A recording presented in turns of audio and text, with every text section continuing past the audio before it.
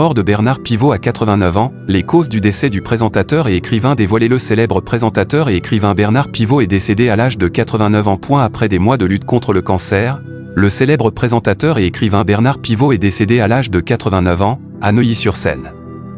C'est sa fille, Cécile Pivot, qui a annoncé la triste nouvelle à l'AFP ce lundi 6 mai 2024. Journaliste, écrivain, président de l'Académie Goncourt, d'abord journaliste pour le quotidien régional Le Progrès, il travaillera ensuite au Figaro littéraire, en 1958 et deviendra même chef de service. Par la suite, il rejoint Le Point et le Journal du Dimanche.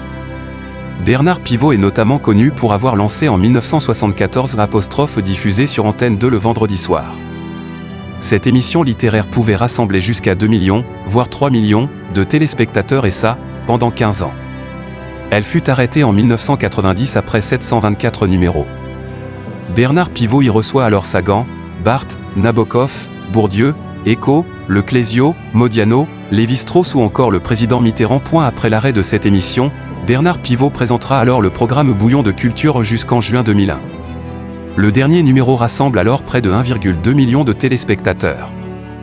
En 2004, Bernard Pivot est devenu le premier non-écrivain à intégrer l'Académie Goncourt.